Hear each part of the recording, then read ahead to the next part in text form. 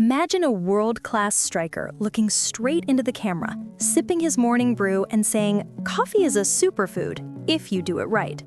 That is not a wellness influencer. That is Erling Haaland. And today, we are going to unpack why one of the most efficient goal machines on Earth calls coffee a superfood, what the science really says about performance, focus, gut, and skin benefits, when it backfires, and exactly how to use it like a pro without wrecking your sleep or your bones. Spoiler, it is less about hype and more about timing, dose, and what you add to the cup. First, the context. In his recent behind-the-scenes, day-in-the-life video launch, Haaland shows a disciplined routine: early soft tissue work, light therapy, farm-fresh groceries, and yes, coffee sweetened with maple syrup. In that video and the coverage that followed, he explains that when the brew is done right, he considers it a superfood. Whether you are a weekend runner or a serious athlete, that statement is a gauntlet. Can a humble cup truly move performance? The short answer, for many people, yes, if you respect the details. Here's what the science says about performance. The International Society of Sports Nutrition, one of the most cited groups in sport nutrition, concludes that caffeine reliably enhances several kinds of exercise: endurance, repeated sprint power, muscular endurance, and sport-specific actions. Their position stand is crystal clear on practical use. Most studies show benefits at approximately 3 to 6 milligrams of caffeine per kilogram of body weight, typically taken about 60 minutes before the session. Higher doses are not better and bring more side effects. Translation, a 70-kilogram athlete would target roughly 210 to 420 milligrams, which could be anywhere from about 2 to 4 strong cups depending on brew strength. Start low, test in training, and never try a new dose on race day. How big are the gains? Meta-analyses show small but meaningful improvements in endurance time trials and time to exhaustion. Small does not mean trivial when the margins are seconds. For reaction time and agility, there's converging evidence of benefit as well. If you play a sport that rewards split-second decision-making, or you need to hold pace late in a run, caffeine can be the difference between almost and there. But Haaland did not stop at caffeine. He talked about coffee as a system: coffee quality, timing, a splash of milk, a little maple syrup. That choice maps surprisingly well to physiology. Maple syrup is a fast, simple carbohydrate, quick to absorb, easy fuel before or during longer efforts. That can help top up liver and muscle glycogen when the session runs long. If you're sensitive to commercial gels or want a real food option, a measured drizzle can be a reasonable swap. What about milk?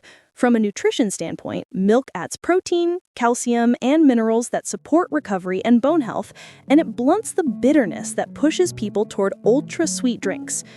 If you're sensitive to lactose, choose lactose-free or a fortified dairy alternative with comparable protein. If you prefer cow's milk, choose pasteurized. Raw, unpasteurized milk carries real risks from pathogens. Both the Centers for Disease Control and Prevention and the Food and Drug Administration advise choosing pasteurized milk for safety. Elite athletes can control sourcing in ways most viewers cannot. Choose safety first. Now, let's talk superfood claims around the gut, skin, bones, and muscles, where hype often outruns evidence. Gut. Coffee can stimulate colonic motility. Human studies show caffeinated coffee triggers colon activity within minutes, roughly comparable to a meal for many people, which explains why your morning cup often moves things along. That's a real measurable effect. Skin. Coffee is rich in polyphenols such as chlorogenic acids. Early human data links higher intakes of coffee polyphenols with improvements in skin hydration and barrier function, and observational links with slower facial skin aging. This is promising, but not a license to drown your skin in espresso. Think of it as a modest, supportive effect layered on top of sleep, sunscreen, and diet quality. Muscles and bones. This is where nuance matters. The scary headline that coffee destroys bones doesn't hold up at moderate intakes for most people with adequate calcium and vitamin D. Recent meta-analytic evidence suggests daily coffee consumption is not associated with lower bone mineral density or increased hip fracture risk overall. Excessive caffeine, especially without sufficient calcium, can increase calcium loss, so dose and diet context still matter. Keep caffeine sensible and keep calcium and vitamin D on point. Your muscles benefit most from total protein, creatine, and progressive training. Coffee's main role is neuromuscular pep and reduced fatigue, not muscle building itself. So, how do you use coffee like a pro? Number 1, timing. Aim for 30 to 60 minutes before key training or competition. If you're using a chew or gum, onset can be faster. If you're using whole coffee, give it the full window. Avoid caffeine within 6 to 8 hours of bedtime. Performance gains are worthless if they cost you sleep, the most anabolic tool you own. Some studies note caffeine can impair sleep quality later the same day, so schedule accordingly. Number 2, dose. Start with about 2 milligrams per kilogram to test tolerance, then work toward the 3 to 6 milligrams per kilogram zone if needed. More is not better. Watch for jitters, elevated heart rate, stomach upset, or anxiety.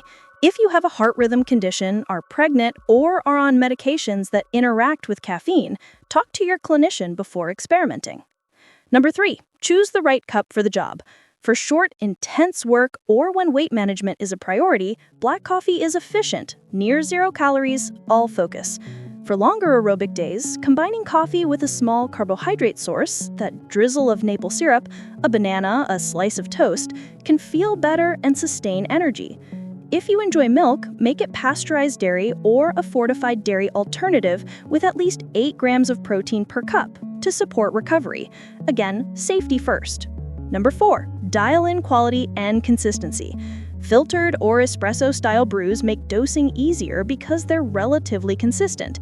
Remember that a cup can range wildly in caffeine, from roughly 70 to more than 200 milligrams, depending on bean and brew. Keep a training log that notes time, dose, and how you felt, just like you track splits and heart rate. Number 5, save your peak dose for peak days. Daily high caffeine intakes can build tolerance. Many athletes keep their everyday intake moderate and then deploy a performance-focused dose before a key session or event. Finally, Haaland's bigger point is worth stealing. Coffee is not a magic trick, it's a brick in a wall. He stacks it with mobility work, disciplined recovery, real food, consistent training, and sleep. If you nail those foundations, coffee becomes a targeted enhancer rather than a crutch. If you skip the basics, no beverage will save you.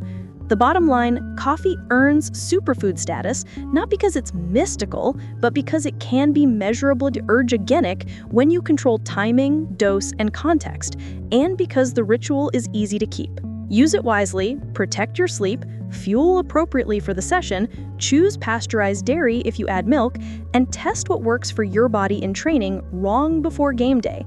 That's how you turn a morning habit into a performance tool, and that's how you drink like a champion without playing roulette with your health.